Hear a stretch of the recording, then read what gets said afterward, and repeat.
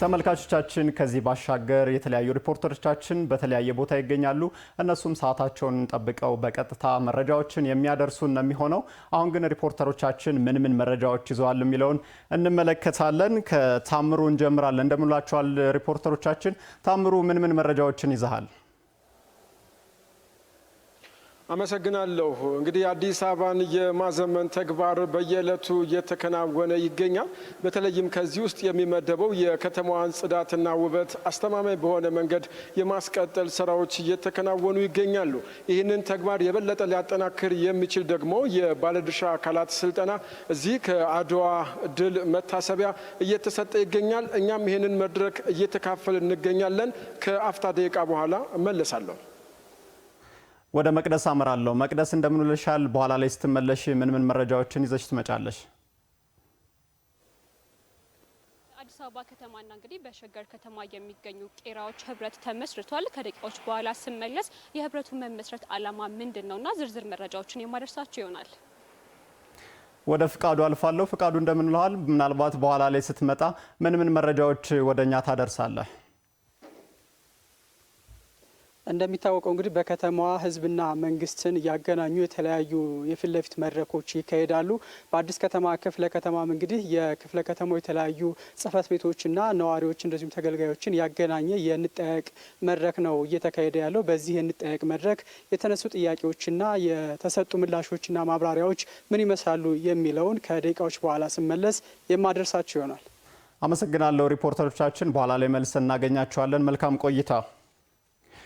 ተመልካቾቻችን ከነዚህም በተጨማሪ በእለቱም በታሪክ በድንቃድንቅና በጤና መረጃችን በርካታ ጉዳዮችን እንመለከታለን።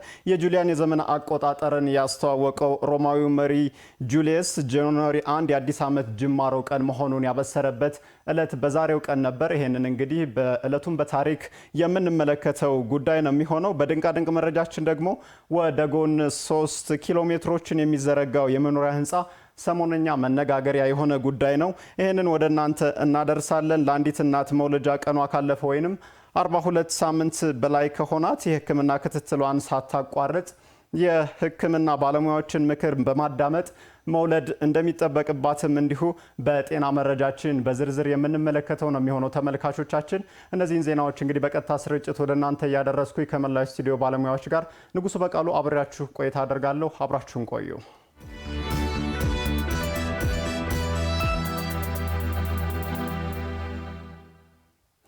ተመልካቾቻችን ባጫጭር ወደ ምንመለከታቸው ጉዳዮች እናልፋለን። ጠቅላይ ሚኒስትር ዶክተር አብይ አህመድ ለ2026 የእንኳን አደረሳችሁ መልእክት አስተላለፉ።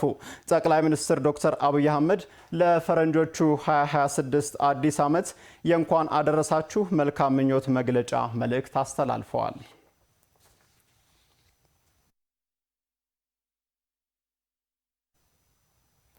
በተመሳሳይ ዜና ምክትል ጠቅላይ ሚኒስትር አቶ ተመስገን ጥሩነህ ለፈረንጆቹ አዲስ ዓመት የእንኳን አደረሳችሁ መልእክት አስተላልፈዋል። ምክትል ጠቅላይ ሚኒስትር አቶ ተመስገን ጥሩነህ በማህበራዊ ትስስር ገጻቸው ባስተላለፉት መልእክት እንኳን ለፈረንጆቹ አዲስ ዓመት አደረሳችሁ ብለዋል። መጪው ዓመት የሰላምና የደስታ እንዲሆንም ተመኝተዋል።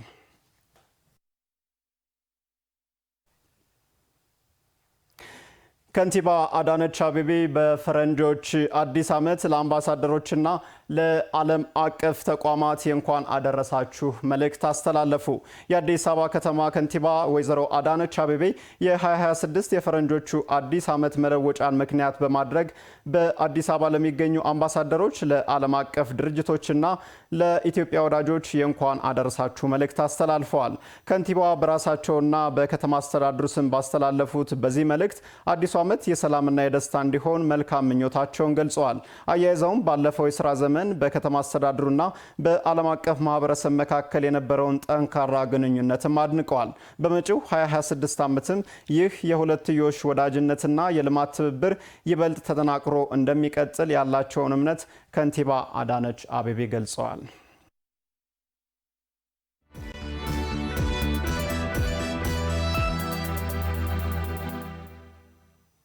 ተመልካቾቻችን ከአዲስ ሚዲያ ኔትወርክ ኤምኤን በቀጥታ ስርጭት ወደ እናንተ እየደረሰ የሚገኘውን የዕለተ ሐሙስ የእኩለ ቀን ዜናችንን ነው በመከታተል ላይ የምትገኙት። በዝርዝር ወደምንመለከታቸው ጉዳዮች እናልፋለን። ለመጪው የገና በዓል የፍጆታ ምርቶች በተመጣጣኝ ዋጋ እንዲቀርቡ አስፈላጊው ዝግጅት መደረጉን የአዲስ አበባ ከተማ ዋጋ ማረጋጋት ግብረ ኃይል አስታወቀ። ግብረ ኃይሉ በመጪው የገና በዓል የምርት አቅርቦት እጥረትና የዋጋ ጭማሪ እንዳይኖር በከተማና በክፍለ ከተማ ደረጃ የተከናወኑ ተግባራትን በጋራ ገምግሟል። አሰግድ ኪዳነማርያም ተጨማሪውን ይዟል።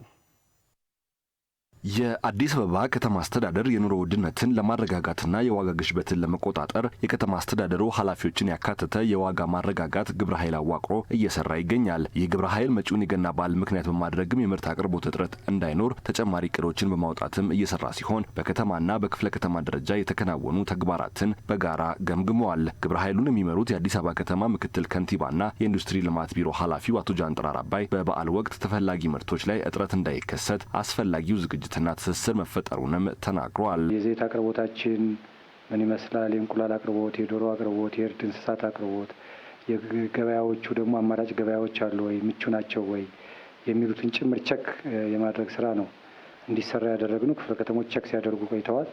ትስስር ተፈጥሯል። የአቅርቦት መሰረታዊ ችግር የለም። አንዳንድ የገበያ ንረት እንዳይኖሩ ደግሞ ከወዲሁ መሰራት ያለባቸውን ስራዎች ለመስራት ሰፊ ዝግጅት ነው ሲደረግ የቆየው። እሱን ታሳቢ ያደረገ የመስክ ድጋፍ ለማድረግም ስምሪት ሰጥተናል። በዓሉን ምክንያት በማድረግም የተለያዩ ምርቶች በተመጣጣኝ ዋጋ የሚቀርቡበት የገና ባዛርና ኤግዚቢሽን በመጪው አርብ በሁሉም ክፍለ ከተሞች እንደሚከፈትም አቶ ጃንጥራር ገልጸዋል። ለበዓል አቅርቦት ጋር የተያያዘ አንዱ ሁልጊዜ የምንጠቀምበት ኤግዚቢሽንና ባዛር ማከናወን ነው። ኤግዚቢሽንና ባዛር በሁሉም ክፍለ ከተማዎችና ወረዳዎቻችን እናከናውናለን። በዚህ ባዛር የኢንዱስትሪ ምርት፣ የግብርና ምርት እንደዚሁም ደግሞ ምናልባት በቀጥታ ሸማቾቹ አምራቾቹ ምርት ይዘው የሚቀርቡበትንም እድል በሚፈጥር መንገድ ኢንቴግሬትድ የሆነ ከጥቃቅን እስከ ከፍተኛ ኢንዱስትሪዎችም የሚሳተፉበት፣ ንግዶችም የሚሳተፉበት፣ አገልግሎትን በዛ ደረጃ የሚሳተፉበትን እና ማህበራትና የከተማ ግብርናን ባሳተፈ መንገድ ምርት በእነዚህ እንዲቀርብ በተለይ ለበዓል የሚሆኑ ምርቶች የባልትና ውጤቶች፣ የእንስሳት ውጤቶች፣ አልባሳት እና የቤት ቁሳቁስ መገልገያዎችን ጭምር ባካተተ መንገድ እንዲቀርብ በሚቀጥለው አርብ በሁሉም ክፍለ ከተማ ባዛሮች ይከፈታሉ። በበዓል ወቅት ያልተገባ የዋጋ ጭማሪ እንዳይኖርና ህብረተሰቡ ሳይዋከብ ምርቶችን ከፈለገበት ቦታ እንዲሸምትም የግብረ ኃይሉ ህግ አስከባሪ ንዑስ ኮሚቴ ከወዲሁ በቂ ዝግጅት አድርጓል ሲሉ ምክትል ከንቲባና የኢንዱስትሪ ልማት ቢሮ ኃላፊው አቶ ጃንጥራር አባይ ተናግረዋል። የህግ አስከባሪ ንዑስ ኮሚቴያችን በሰላምና ጸጥታ፣ የፖሊስ፣ የደንብ ማስከበር በመቀናጀት የመጀመሪያ ስራችን ገበያው እንዳይራብ ወደ ገበያው ምርት እንዲወጣ ማድረግ ነው። ምንጊዜም የምንከተለው ይህንኑ አቅጣጫ ነው። ከዚያ ባሻገር ደግሞ በዚህኛው መንገድ የማይገለገሉ በህብረተሰብ ላይ ጫና የሚፈጥሩ ተገቢ ያልሆነ በበዓላት ጊዜ እንደዚሁ ባዕድ ነገርም የሚጨምሩ ከዛ አልፈው ደግሞ ንረት ለመፍጠር ልዩ ልዩ እንቅስቃሴ የሚያደርጉ ካሉ እሱንም ደግሞ በህግ አስከባሪዎቻችን በመምከር በመገሰጽ ለህብረተሰባቸው መጀመሪያ ግንባር ቀደም ሚናቸው እንዲጫወቱ የማስተማሩ ስራ ይቀድማል። ከዚህ አልፎ ግን የሚፈጠሩ ህገወጥ ድርጊቶች ካሉ አውቶማቲካሊ ማስተካከያ ማድረግ የህግ አስከባሪ ንዑስ ኮሚቴያችን ስራ ነው። ምርቶች ከባዛር በተጨማሪ በተለመዱ የግብይት ማዕከላትና በእሁድ ገበያ ማዕከላት እንደሚቀርቡም የዋጋ ማረጋጋት ግብረ ኃይሉ አስታውቋል።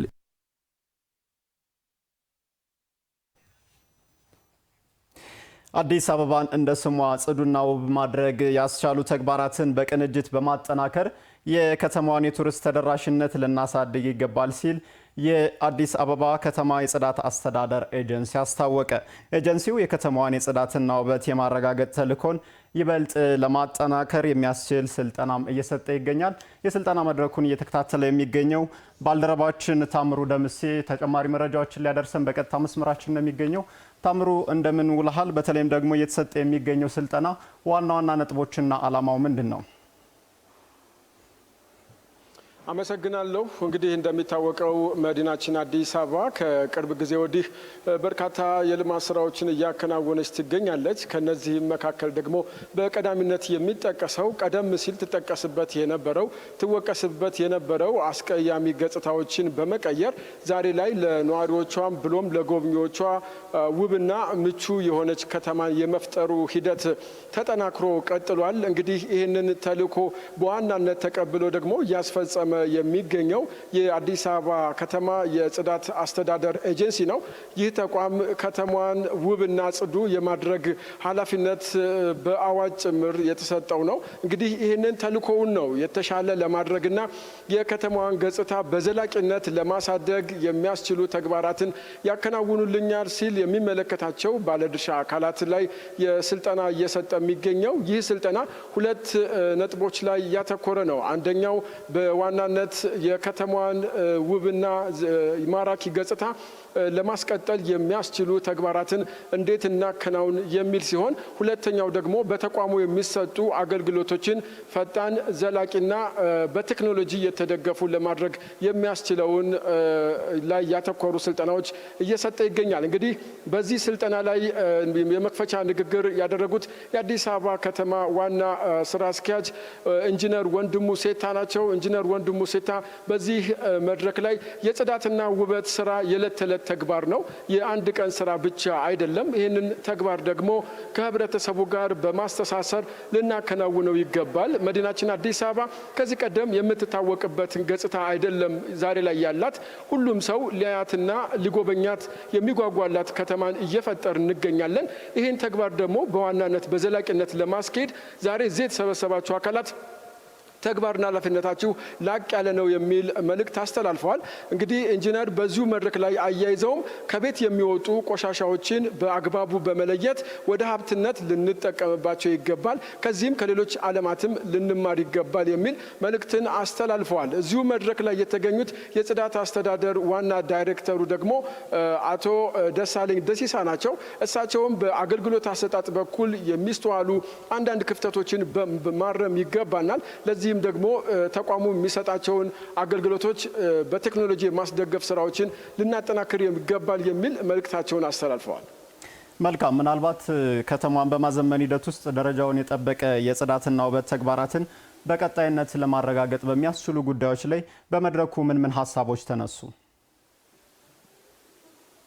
እንግዲህ ቀደም ሲል እንዳነሳሁት ንጉሱ በዋናነት የዚህ መድረክ ወይም ስልጠና ዋነኛ ዓላማው እየተከናወኑ የሚገኙ የጽዳትና የውበት ስራዎችን በዘላቂነት ማስቀጠል ነው። ይህ ደግሞ ከቤት ለቤት ከሚሰበሰበው ቆሻሻ ባሻገር ሌሎች ተጨማሪ ተልእኮዎችም አሉብን። ይህ በተለይ አጠቃላይ የተቋሙ የሚሰጠውን አገልግሎት ማዘመን መቻል ይኖርብናል። የህብረተሰቡን አመለካከት ደግሞ ማሳደግ ይገባናል። ቆሻሻ ሀብት ነው የሚለውን አስተሳሰብ በአግባቡ የተረዳ ማህበረሰብ መፍጠር መቻል ይገባናል። በዚህ በግዴለሽነት አንዳንድ ቦታዎች ላይ የሚታዩ የቆሻሻ አወጋገድ ስርዓቶችን ማስተካከል ይገባል። ይህንንም ለማድረግ ደግሞ የአመራሩንም የባለሙያውንም ብሎም ደግሞ የህብረተሰቡን ግንዛቤ ማሳደግ ይገባል የሚል ሀሳቦች ተነስተዋል በመድረኩ። በዋናነትም ተልዕኮ ከዚህ የተቀዳ ይሆናል ማለት ነው። ከዚህ ባሻገር ነገ ከነገ ወዲያም ይህንኑ ስልጠና የቀጠለ ሌሎች አካላትንም ያሳተፈ የግንዛቤ ማስጨበጥ ስራዎች ተጠናክረው እንደሚቀጥሉም በዚሁ መድረክ ላይ ተመላክቷል። ንጉሱ ታምሩ ደምሴ ላደረስከን መረጃ እጅግ አድርገን እናመሰግናለን። መልካም ቀን ይሁንልህ። ተመልካቾቻችን አዲስ ሚዲያ ኔትወርክ ላይ ትገኛላችሁ። በእኩለ ቀን ዜናችን በርካታ መረጃዎችን ወደ እናንተ እያደረስን እንገኛለን። ሪፖርተሮቻችንም ከተለያዩ ቦታዎች ሆነው በርካታ መረጃዎችን በቀጥታ ስርጭትና በትኩሱ ወደ እናንተ እያቀረብን ነው የምንገኘው። ሌሎች መረጃዎችንም አካተን ወደ እናንተ እንደርሳለን። ወደ ሌሎች ጉዳዮች እናልፋለን። በአዲስ አበባና በሸገር ከተማ የሚገኙ ቄራዎች ህብረት መሰረቱ። ህብረቱ በዘመናዊ መልኩ ጤንነቱ በባለሙያ የተረጋገጠ ስጋ፣ ደረጃውን የጠበቀ ቆዳና ሌጦ ብሎም ከእርድ የሚገኘውን ተረፈ ምርት በጥራት ለገበያ የማቅረብ ተልዕኮን አንግቦ የተመሰረተ ስለመሆኑ ተነስቷል። የህብረቱ ምስረታ እየተከታተለች የምትገኘው ሪፖርተራችን መቅደስ ደምስ በቀጥታ ስርጭት መረጃዎችን ልታደርሰን ትገኛለች። መቅደስ እንደምን ውለሻል? በተለይም ደግሞ የሁለቱ ከተሞች የእርድ ስርዓት ገጽታ በመድረኩ እንዴት ተነሳ? አመሰግናለሁ ንጉሱ። እንግዲህ አንተም ቀደም ብለህ ለማንሳት እንደሞከርከው በአዲስ አበባና በሸገር ከተማ የሚገኙ ቄራዎች ናቸው እንግዲህ ህብረቱን የመሰረቱት። በዚህ መድረክ ላይ እንግዲህ የተለያዩ ሀሳቦች ሲነሱ ቆይተዋል። በቄራ ስርዓት ላይ ያሉት የተለያዩ ክፍተቶችም እንግዲህ በጥናት ጭምር እንግዲህ በታገዘ ውይይት ሲደረግባቸው ቆይቷል። እንግዲህ የተለያዩ ሀሳቦች ሲነሱ ቆይተዋል። ህገወጥ እርድና እንግዲህ ጤናው ያልተጠበቀ እርድ ደግሞ በሁለቱ ከተሞች ላይ ሲካሄድ የቆየውን የእርድ ስነ ስርዓት በብዙ ሲፈትን ስለመቆየቱ ነው የተነሳው። በዚህም እንግዲህ ከሰው ልጅ ጤና እስከ አካባቢ ብክለት ብሎም ደግሞ ተገቢውን ጥቅም እንግዲህ እስካለማግኘት የደረሰ ሰፊ ችግርን እንግዲህ ሁለቱ ከተሞች ሲጋፈጡ መቆየታቸው ነው እንግዲህ በመድረኩ የተነሳው። በዚህም ሳቢያ እንግዲህ ዜጎችም ይሁን ብሎም ደግሞ እንደ ከተማ ታዲያ በርካታ ችግሮች ሲደርሱ እንደነበረ እንግዲህ መረጃዎች ሲሰጡ ቆይተዋል። እንግዲህ በመድረኩ 80% የሚሆነው እንግዲህ የአዲስ አበባ የስጋ አቅርቦት ከሸገር ከተማ በሚገኙ ቄራዎች የሚመጣ ስለመሆኑ ነው እንግዲህ በመርሃ ግብሩ ላይ የተነሳው። ታዲያ ይህ በርካታ ችግሮች የተጋፈጡበት እንግዲህ የእርድ ስነ ስርዓት መፍትሄ ሊያሻው እንደሚገባ ነው እንግዲህ በመድረኩ የተነሳው። ታዲያ ዛሬ የተመሰረተው በአዲስ አበባና በሸገር ከተማ የሚገኙ ቄራዎች ድርጅት እንግዲህ ህብረት የፈጠሩት ህብረት ታዲያ ይህንን ችግር በብዙ እንደሚቀርፈው ነው እንግዲህ በመድረኩ የተነሳው። ጤንነቱ በባለሙያዎች የተረጋገጠ እንግዲህ ስጋን ለማህበረሰብ ለማቅረብ እንደሚያግዝ ከዛ ባሻገር እንግዲህ ደረጃውን የጠበቀና ቆዳና ሌጦን ጭምር እንግዲህ ወደ ኢንዱስትሪው ለማስገባትም የሚያስችል ሰፊ እድል ስለመኖሩ ነው በዛሬው ዕለት በመርሃ ግብሩ ላይ የተነሳው። ከዛ ባሻገር እንግዲህ የኑሮ ውድነቱን ለማረጋጋት ከዛም አልፎ ደግሞ ኤክስፖርት ለማድረግ ጭምር የሚያግዙ ስጋን እንግዲህ የስጋ ምርትን ለማቅረብ የሚያስችል ፋብሪካ ጭምር እንደሚቋቋም እንግዲህ በዛሬው መርሃ ግብር ላይ በስፋት እየተገለጸ ይገኛል። ይህ እንግዲህ ማህበር ማለትም ህብረቱ የተመሰረተበትን ዓላማ እንግዲህ በ5 ዓመታት ውስጥ ግብን አስቀምጧል። በሚቀጥሉት 5 ዓመታት በአዲስ አበባ ብሎም ደግሞ በሸገር ከተማ ማለት ነው ያሉ ዜጎች እንግዲህ ከቄራ ስርዓት ላይ ተጠቃሚ የሚሆኑበትን ሂደት ለመፍጠር ያለመ ስለመሆኑም ተነስቷል። ከዛ ባሻገር ዜጎች እንግዲህ የታረደና ጥራታቸውን የጠበቀ እንግዲህ ስጋን አቅርቦት ያገኙ ዘንድ ለማስቻል የሚያስችሉ ሰፋፊ ስራዎች እንደሚከናወኑ ተገልጿል። ከዛ ባሻገር እንግዲህ ጥራቱን የጠበቀ ተረፈ ምርት ጭምር ለገበያ እንዲቀርብ ለማስቻልም እቅድ ተይዟል። ከስጋ ባሻገር ማለት ነው ቆዳና ሌጦን የመሳሰሉ በርካታ የተረፈ ምርት ስርዓቶች እንግዲህ ወደ ገበያ በተመጣጣኝ ስርዓት እንግዲህ እንዲገቡ የሚያስችሉ ስራዎች እንደሚከናወኑ ነው የተገለጸው። በዚህ መርሃ ግብር ላይ እንግዲህ የአዲስ አበባ ከተማ ቄራዎች ድርጅት ዋና ስራ አስኪያጅ አቶ ሙሉነ ደሳለኝ ብሎም ደግሞ የሸገር ከተማ ማዘጋጃ ምክትል ስራ አስኪያጅ ጫላ ለሚን ጨምሮ እንግዲህ በሁለቱ ከተሞች የሚሰሩ በቄራ ስራው ላይ የሚሰሩ የተለያዩ ድርጅቶች ተሳታፊ ሆኗል። በቀጣይ ይህ ስራ እንግዲህ ሰፊ ውጤትን እንደሚያመጣ በአጠቃላይ በመርሃ ግብሩ በሀሳብነት ተነስቷል። ለጊዜው ያለኝ መረጃ ይህንን ይመስላል። አመሰግናለሁ መቅደስ ስላደረሽ መረጃ። መልካም ቀን ይሆንልሽ። ተመልካቾቻችን አሁንም እንቀጥላለን። የእኩለ ቀን ዜናችን በቀጥታ ስርጭት ባሻገር እንግዲህ በፌስቡክ ገጾቻችንን በቀጥታ መከታተል ትችላላችሁ። አሁንም ወደ ሌላ መረጃ እናልፋለን። አብራችሁን ቆዩ። የአዲስ አበባ ከተማ ሶስተኛውን ዙር የንጠያየቅ መድረክ እያካሄደ ይገኛል። የአዲስ ከተማ ክፍለ ከተማ በመድረኩ ከንግድ ከህብረት ስራ ሸማች ማህበራትና ከአነስተኛ ግብር ከፋዮች ቅርንጫፍ ጽህፈት ቤት ጋርም ነው እየተካሄደ ያለው ውይይቱ። መድረኩን እየተከታተለ የሚገኘው ባልደረባችን ፍቃዱ መለሰ በቀጥታ ስርጭት መረጃዎችን ሊያደርሰን ይገኛል። ፍቃዱ እንደምን ውለዋል? በተለይም ደግሞ በንጠያየቅ መድረኩ የተነሱ ሀሳቦች ምንድን ናቸው ከተሳታፊዎች? አንተም ቀደም ሲል እንደገለጽከው እንግዲህ በአዲስ ከተማ ክፍለ ከተማ የንጠያየቅ መድረክ እየተካሄደ ነው። እንግዲህ የህዝብ የውይይት መድረኮች በከተማዋ በተለያዩ ጊዜያት ይካሄዳሉ።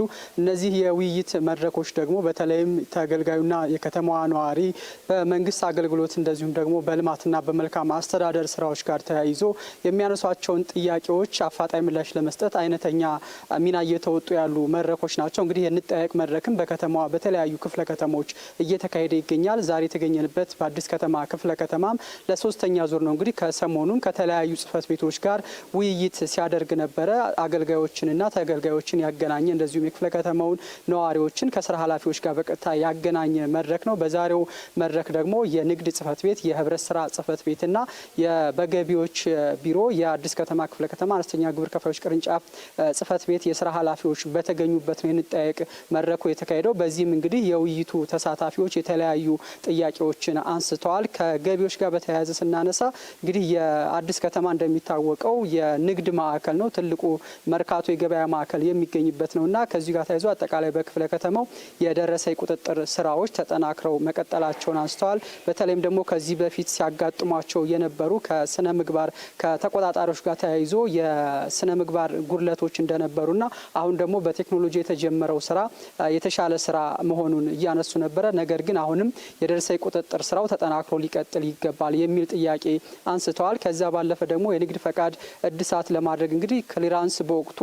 ባለመጠናቀቁ አፋጣኝ አገልግሎት እያገኘን አይደለም የሚልና ይህ የክሊራንስ ቶሎ እንዳልቅላቸውም የጠየቁበት ሁኔታ አለ። እንደሚታወቀው ወቅቱ እንግዲህ የንግድ ፈቃድ እድሳት የሚጠናቀቅበት ወቅት በመሆኑ ይሄ ትኩረት ሊሰጠው ይገባል የሚል ጥያቄ ተነስቷል። ከሸማች ህብረት ስራ ማህበራት ጋር በተያያዘ እንግዲህ የኑሮ ውድነትን በማረጋጋት በኩል ሸማች ህብረት ስራ ማህበራት እየሰሩት ያለው ስራ የሚበረታታ ነው። ነገር ግን አሁንም ደግሞ መጪው በዓል ስለሆነ በዓልን ተከትሎ የምርት አቅርቦት እጥረት እንዳይከሰት በቂ የምርት አቅርቦት ተደራሽ ሊሆን ይገባል የሚል እንደዚሁም ደግሞ ከኢንዱስትሪ ምርቶች ጋር ተያይዞ በተለይም የዘይት አቅርቦቱ በመደበኛው ገበያ እንግዲህ የዋጋ ጭማሪ እየተስተዋለ ስለሆነ በሸማች ህብረት ስራ ማህበራት በኩል በተመጣጣኝ ዋጋ እየቀረበ ስለሆነ አቅርቦቱ ሊጨምር ይገባል የሚል ጥያቄዎች የተነሱበት ነበረ። ንጉሱ መልካም ፍቃዱ፣ ምናልባትም ለእነዚህ ጥያቄዎች ከሚመለከታቸው የስራ ኃላፊዎች የተሰጡ ምላሾች ምን ይመስላሉ?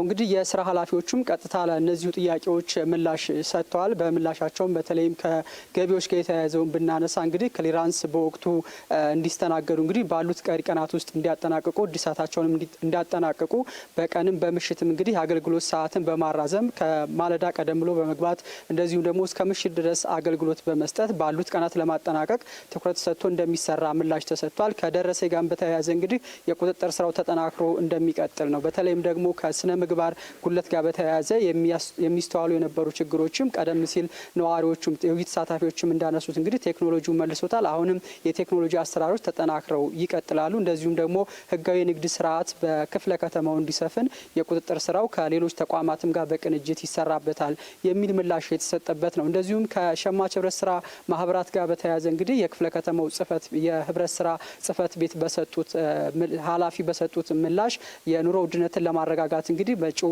በዓላት ወቅትም ስለሆነ የበዓል ምርት አቅርቦት በከፍተኛ ሁኔታ እንዲጨምር ባዛሮችን ጨምሮ የተለያዩ ስራዎች እየተሰሩ ነው። እንደዚሁም በእሁድ ገበያዎች ጭምር ምርቶች በስፋት እንዲቀርቡ እየተደረገ ነው። ዩኒዮኖችም ለዚህ የሚሆን በቂ ምርትን እስካሁን እንግዲህ ከአቅራቢዎች ቀጥታ ከአምራቾች እንደዚሁም ከአርሶ አደሮች ከፋብሪካዎች በመግዛት አሁን ላይ ወደ ሸማች ማህበራት ሱቆች በማከፋፈል ላይ እንደሚገኙ ነው የተነሳው። ስለዚህ የዘይት ምርትም ቢሆን እጥረት እንደሌለና ከነገ ጀምሮ ደግሞ በሸማች ማህበራት ሱቆች በኩል በተመጣጣኝ ዋጋና በስፋት እንደሚቀርብ ተነስቷል። እንደዚሁም የንግድ ጽህፈት ቤትም እነዚህ የምርት አቅርቦት በስፋት ተደራሽ እንዲሆኑ ከነገ ጀምሮ ባዛሮች ይከፈታሉ። ለበዓል መዳረሻ ግብይት የሚሆኑ ማለት ነው። በእነዚህ ባዛሮችም እንግዲህ በቂ ምርት እንደሚቀርብ የተነሳበት ነው። አጠቃላይ በውይይት መድረኩ እንግዲህ ለተነሱ ጥያቄዎች ተገቢ የሚባሉ ምላሽና ማብራሪያ የተሰጠበት ነው። እነዚህ ምላሽና ማብራሪያዎች ደግሞ በቀጣይ መመለሳቸውን ደግሞ የክፍለ ከተማው ኮሚኒኬሽን ጽህፈት ቤት እንደሚከታተል ገልጿል። ይህ መድረክም የተዘጋጀው እንግዲህ በኮሚኒኬሽን ጽህፈት ቤት አማካኝነት ነው፣ በክፍለ ከተማው ማለት ነው። በቀጣይም እንደዚህ አይነት መሰል መድረኮችን በማዘጋጀት ህብረተሰቡ ለሚያነሳው የልማት የመልካም አስተዳደርና የአገልግሎት ጥያቄ በቀጥታ ምላሽና አፋጣኝ መፍትሄ እንዲያገኝ ተጠናክሮ ይቀጥላሉ መሰል መድረኮች የሚል ሀሳብ የተሰጠበት ነው። ፍቃዱ፣ ላደረስከን መረጃ እናመሰግናለን። መልካም ቀን ይሁንልህ።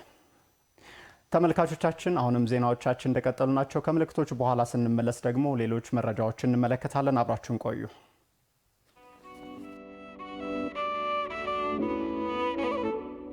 የኛ ማይንድ ልክ ለእርሻ እንደተዘጋጀ መሬት ነው። ያን ማስተማር ግን የእያንዳንዱን ግለሰብ ፍቃድ ይፈልጋል። እኔ ራሴን ጭንቅላት ለማስተማር ካዘጋጀሁት ባስተማርኩት ልክ ይሰራል።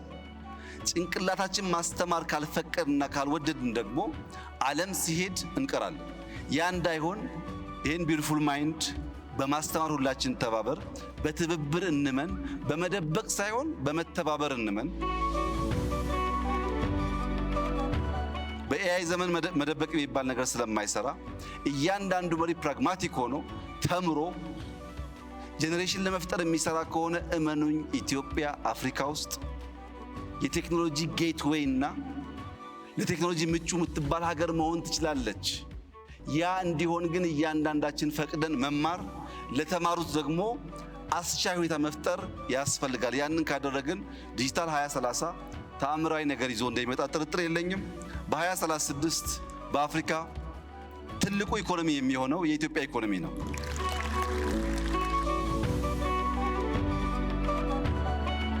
ተባብረን ኢትዮጵያን ከድህነት የምናወጣ ከችግር የምናወጣ መልኳን ውበቷን የምንገልጥ ሰርተን በታሪክ የምንታወስ ሰዎች እንድንሆን በመደመር እሳቤ በጋራ ሀገራችንን እንድናለማ አደራላችሁ እፈልጋለሁ። ተመልካቾቻችን ከመልእክቶች ተመልሰናል። አሁንም ዜናዎቻችን እንደቀጠሉ ናቸው። አብራችሁን ቆዩ። የከተማ አስተዳደሩ ጠንካራ የጸጥታ ተቋማትን ለመገንባት በሰጠው ትኩረት ፈጣንና ተደራሽ የሆነ የወንጀል መከላከል ስራ በውጤታማነት እያከናወነ እንደሚገኝ ተገለጸ። ዝርዝሩን ከታምሩ ደምሴ እንከታተል። የአዲስ አበባ ከተማ አስተዳደር በአጭር ጊዜ ውስጥ በርካታ የሆኑ መሰረተ ልማቶችን በመገንባት ለአገልግሎት ክፍት እያደረገ ይገኛል። ከነዚህም መካከል በቅርቡ በክብርት ከንቲባ ወይዘሮ አዳነች አቤቤ አማካኝነት 32 አዳዲስ የፖሊስና የእሳትና አደጋ ድንገተኛ መከላከል ተቋማት ተገንብተው ለአገልግሎት ክፍት ሆነዋል። ከነዛም መካከል የቦሌ ክፍለ ከተማ ፖሊስ መምሪያ አንዱና ተጠቃሽ ነው። ይህ ተቋም አሁን ላይ እየሰጠ የሚገኘው አገልግሎት ምን ይመስላል ስንል ልናስቃኛችሁ ወደድን።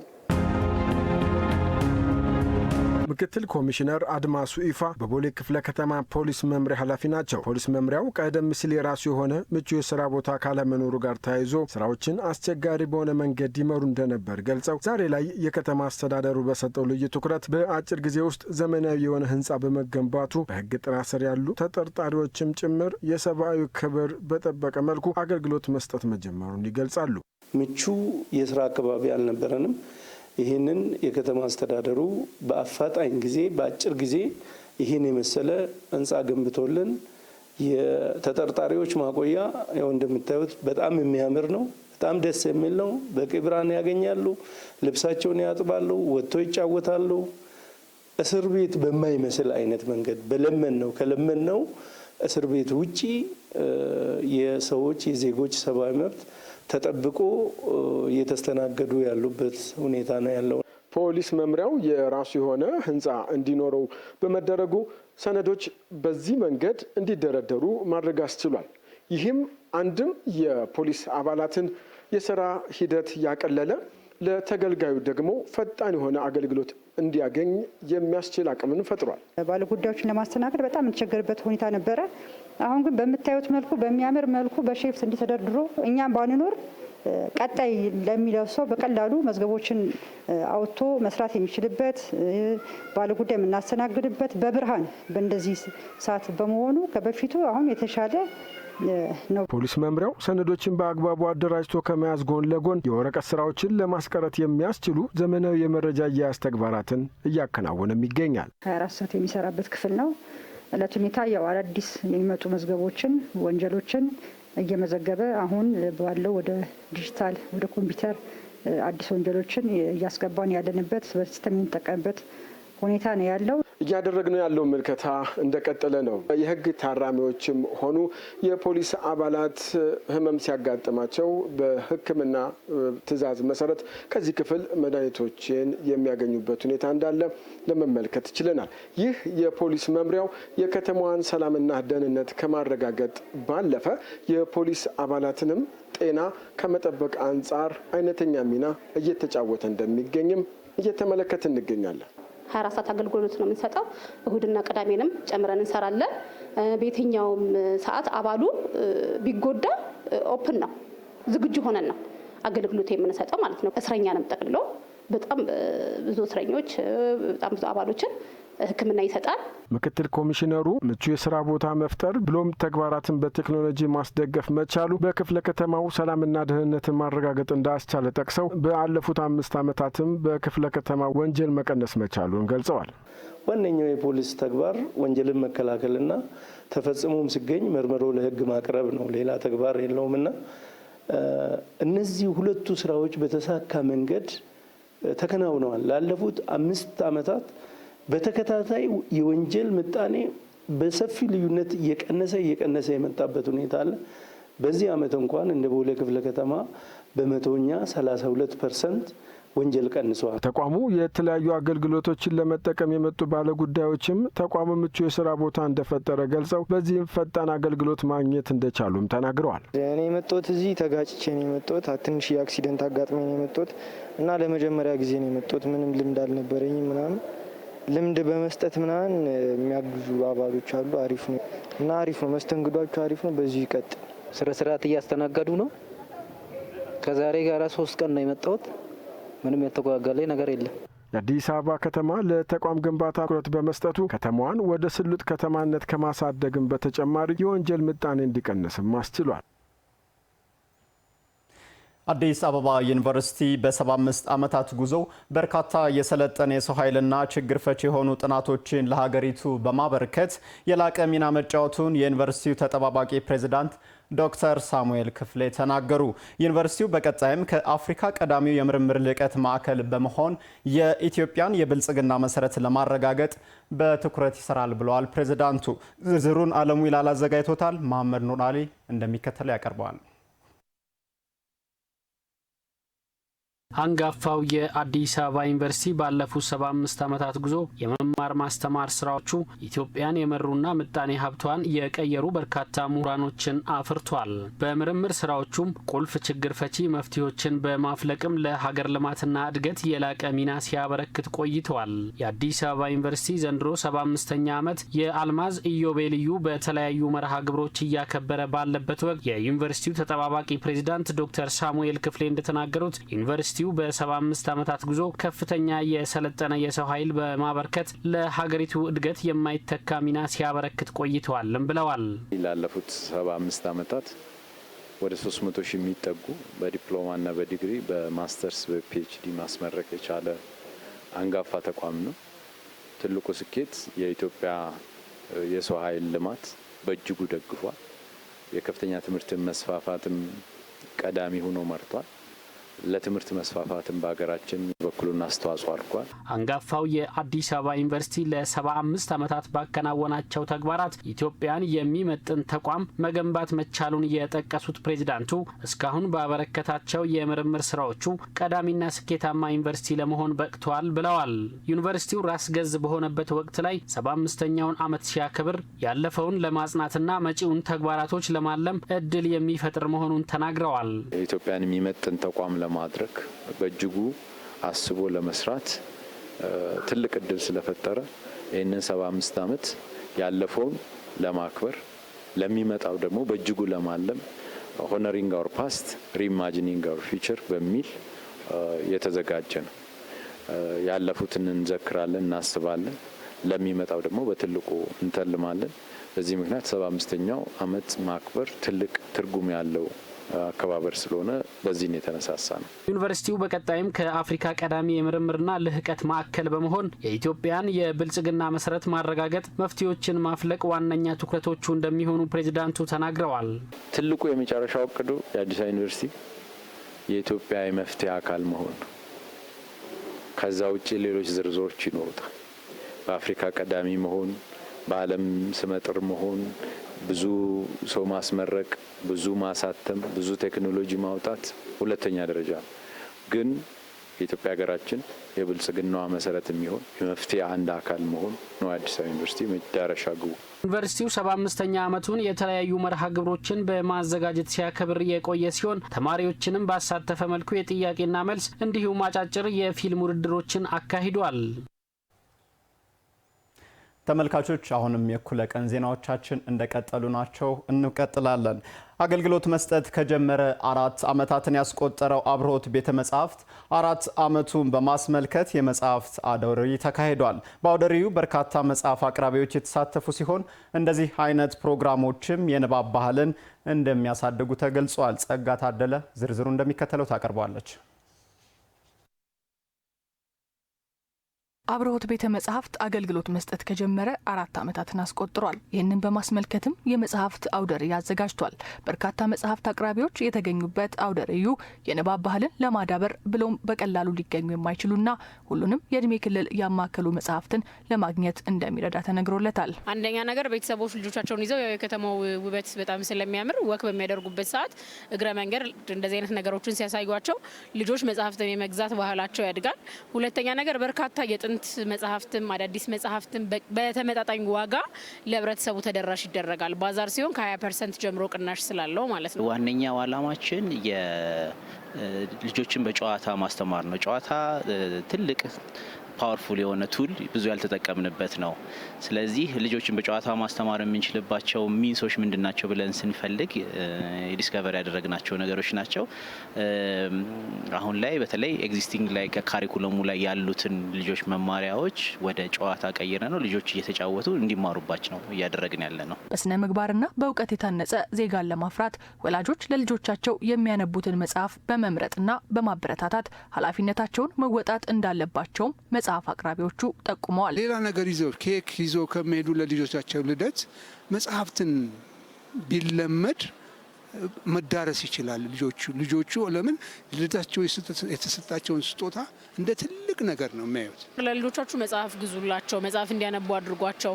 እንደ ኢትዮጵያዊ ወላጅ ልናወርሳቸው የምንችለው ሀብት ንብረት እውቀት ነውና መጽሐፍት እንዲያነቡ አድርጓቸው ለማለት ወዳለሁ። ያው ይሄ በየ3 ወሩ የሚዘጋጅ መጽሐፍት አውደ ርዕይ እንደመሆኑ መጠን ቆጥሮ ከዚህ በኋላ ያለው 3ኛ ወር ላይ በዚህ ወቅት መገኘት ትልቅ ጥቅም አለው ብዬ አስባለሁ። እርሊ ስቴጅ ላይ ልጆች ቁጭ ብለው ሲሪየስ ሆነው ምናምን ሳይሆን በጨዋታ እያጫወትሽ እያዋዛሽ የምታስተምሪያቸው ነገር አንደኛ ንባብንም ራሱ እንዲወዱ ታደርጊያቸዋለሽ። ንባብንም ብቻ ሳይሆን ትምህርት ጋር ራሱ ፍቅር እንዲኖራቸው ማድረግ ይቻላል። አብርሆት ቤተ መጻሕፍት በስካሁን ጉዞ በየቀኑ በርካታ ቁጥር ያላቸው ዜጎች ለንባብ የሚገለገሉበት ስፍራ እንደሆነ የተናገሩት የቤተ መጻሕፍቱ ዋና ዳይሬክተር አቶ ሙሉቀን ታሪኩ መሰል የመጽሐፍት አውደ ርዕዮች ለአንባቢያንም ለመጽሐፍ አቅራቢዎችም ጉልህ ፋይዳ እንዳላቸው ገልጸዋል። መጽሐፍት የሚወዱ ለወላጆቻቸው መጽሐፍት የሚሰጡ ልጆች ለልጆቻቸው መጽሐፍት የሚሰጡ ወላጆች ተገኝተው መጽሐፍቶች እየገዙ ስጦታ እየተቀያየሩ ስለ መጽሐፍት ዲስከሽን ይደረጋል። ከደራሲያን ጋር ይገናኛሉ። በርካታ አሳታሚዎች አሉ፣ ጀማሪ ጸሐፊያን አሉ፣ ጀማሪ ተርጓሚዎች አሉ። እነሱም ምን አግኝተዋል? እዚሁ አሳታሚዎችን የሚያገኙበት መድረክ ፈጥረናል። ቤተ መጻሕፍቱ በቴክኖሎጂ በመታገዝም ዲጂታል አገልግሎቶችንም ጭምር እንደሚሰጥም ተናግረዋል። በዘመናዊ ቴክኖሎጂ የተደገፈ ዲጂታል ላይብረሪ ያለን፣ እንደዚሁ በዘመኑን የዋጁ ደግሞ ላይብረሪ ሲስተም ዴቨሎፕ አድርገናል። አሁን ሃርሞናይዝድ የሆነ ሁሉን አቀፍ የሆነ ዲጂታል ላይብረሪ ለመሆን የሚያስችል ቁመና ላይ ነው የምንገኘው። ያለፈውን 4 ዓመት ቆይታችንን ገምግመን የሚቀጥለውን 5 ዓመት ደግሞ ስትራቴጂክ ፕላን አውጥተናል። አብርሆት ያዘጋጀው የመጽሐፍት አውደ ርዕይ እስከ መጪው ታህሳስ 25 ድረስ የሚቆይ ስለመሆኑ ተመላክቷል። የጁሊያን የዘመን አቆጣጠርን ያስተዋወቀው ሮማዊው መሪ ጁሊየስ ጃንዋሪ 1 የአዲስ ዓመት ጅማሮ ቀን መሆኑን ያስተዋወቀው በዛሬው ዕለት ነበር። ይህ የዘመን ስሌት ስህተት ተገኝቶበት ማሻሻያ እንደተደረገበትም በታሪክ የሚነሳ ጉዳይ ነው። ዕለቱን በታሪክ ይህንና ሌሎች ከዘመን አቆጣጠር ጋር የተያያዙ መረጃዎችን ያስመለክተናል። ቤተልሔም አየነው እንደሚከተለው አዘጋጅተዋለች። በአውሮፓውያኑ የዘመን ቀመር ጃንዋሪ 1 በኢትዮጵያውያኑ አቆጣጠር ደግሞ ታህሳስ 23 በታሪክ ከአዲስ ጅማሮ ከተሃድሶና ከአበይት ክንውኖች ጋር የተቆራኘ ነው። ይህ ግንኙነት የሚጀምረው ከጁሊያን ካላንደር ጋር ነው። የጁሊያን አቆጣጠር ያስተዋወቀው ሮማዊው መሪ ጁሊየስ ቄሳር ሲሆን የድሮውን የሮማውያንን ካላንደር በግብፃውያን የስነ ፈለግ ተመራማሪዎች በመታገዝ የ365 ቀን ዓመት እና በየ4 ዓመቱ የመዝለል ዓመት ያለው ስርዓትን ፈጥሯል። ከክርስቶስ ልደት በፊት 45 ዓመተ ዓለም ጁሊየስ ቄሳር የጁሊያን የቀን መቁጠሪያ እንደ ትልቅ ማሻሻያ አስተዋውቀዋል። ጃንዋሪ 1 የአዲሱ ዓመት ይፋዊ መጀመሪያ እንደሆነ በማወጅ ተሃድሶ ለመንግስት፣ ለግብርናና ለዕለት ተዕለት ኑሮ ጊዜን የሚለካ ግልጽ የተደራጀ መንገድ መፍጠር ቻለ። ይህ ውሳኔ የሮማውያን ባለስልጣናት የስልጣን ዘመናቸውን በጥር ወር ስለሚጀምሩ የቀን መቁጠሪያው ከፖለቲካ አመራርና መታደስ ጋር በማጣጣም አዲስ ጅማሮን ያመለክታል። በዚህ ማሻሻያ ምክንያት ጃንዋሪ 1 ቀን ብቻ አይደለም፣ የመታደስ የእድገትና የታሪክ ማዞሪያ በመሆን ዓለም አቀፍ አቀፋዊ ምልክትም ሆኗል። ይህ በዓለም ዙሪያ የአዳዲስ ዘመናት ስርዓቶች ዋና ክስተት ጅማሮ ነበር። የጁሊያን የቀን መቁጠሪያ በታሪክ ውስጥ በጣም አስፈላጊ ከሆኑ የጊዜ አቆጣጠር ቀመሮች መካከል አንደኛው ነው። ምክንያቱም የዘመናዊው ዓለም ጊዜን እንዴት እንደሚለካ የቀረጸ ነው። በ45 ዓመተ ዓለም በጁሊየስ ቄሳር የተዋወቀው ዘመን መቁጠሪያ በአሮጌው የሮማውያን የቀን አቆጣጠር ላይ የታየውን ችግር ለማስተካከል ያለመ ነበር። ይህም በፖለቲካ መጠቀሚያና ከፀሐይ ዓመት ጋር ባለው ደካማ አሰላለፍ የተነሳ የተሳሳተና ግራ የሚያጋባ መሆኑ ይነሳ ጀመር። ከዚህ ጋር ተያይዞ በተደረገው ማሻሻያም የጎርጎሪዮስ አቆጣጠር በጳጳስ ጎርጎሪዮስ 13ኛ ስም የተሰየመው እሳቸው በግላቸው ቀመሩን ስላሰፈሩት ሳይሆን በ1582 ተሐድሶውን በይፋ አስተዋውቀው በማጽደቃቸው መሆኑ በታሪክ ይወሳል። በቀድሞ የጁሊየስ ካላንደር ላይ ስህተቶችን ለማስተካከል የፀሐይን ዓመት እርዝመት ስላላሳየና ቀናቶች ቀስ በቀስ ከወቅት ጋር ሳይጣጣሙ እንዲወጡ በማድረጉ ይህን ለማስተካከል ግሪጎሪ የስነ ፈለክ ተመራማሪዎችንና ምሁራንን በተለይም አሎሲየስ ሊሊየስና ክሪስቶፈር ክላቪየስን የቀን መቁጠሪያን እንደገና እንዲቀይሩ አግዟል። ይህ የተሻሻሉ የመዝለል ዓመት ህጎችና 10 ቀናትን በማስወገድ የጊዜ አጠባበቅን ከምድር ምህዋር ጋር ለማስተሳሰር አመራ። ስልጣኑ ተሐድሶ በሰፊ ተቀባይነት ማግኘቱን አረጋግጧል። ለዚህም ነው የቀን መቁጠሪያው በስማቸው የሚጠራው። የጁሊያን የቀን አቆጣጠር በፀሐይ ዓመት ላይ የተመሰረተ ሲሆን የዓመቱ ርዝመትም 365 ቀናትን አድርጎ ያስቀምጣል። በ4 ዓመቱ አንድ ተጨማሪ ቀን ሲጨምር ዓመቱ በአማካኝ 365.25 ቀናትን ያደርሰዋል። ይህ በጊዜው ትልቅ ሳይንሳዊ ማሻሻያ ሲሆን ግብርናን፣ ሃይማኖታዊ ስርዓቶችንና የመንግስት አስተዳደርን ለማረጋጋት ረድቷል። ጃንዋሪ 1 በታሪክ የዘመን መቁጠሪያ የተቀየረበትና ዛሬም ድረስ በበርካታ የዓለም ክፍላት የተስፋ የለውጥ ምሳሌ ተደርጎ የሚወሰድ የአዲስ ዓመት ጅማሮ ቀን ሆኗል።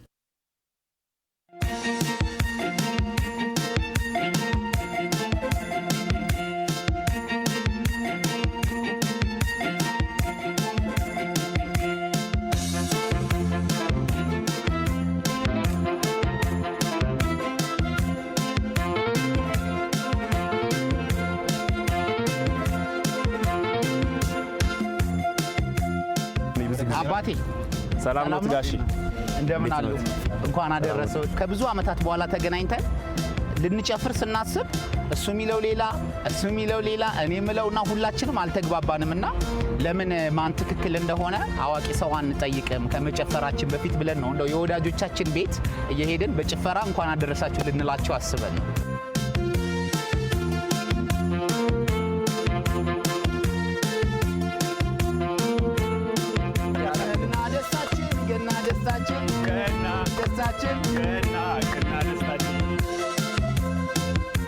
እንግዲህ ያልኳችሁን ቃል በቃል ብላችሁ እንግዲህ ትንሽዬ ነገር አለችኝ።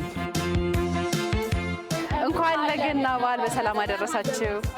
እንኳን አብሮ አደረሰን። መልካም ገና ያድርግላችሁ። አሜን። ሀገራችንን ይጠብቅልን። አሜን አሜን አሜን።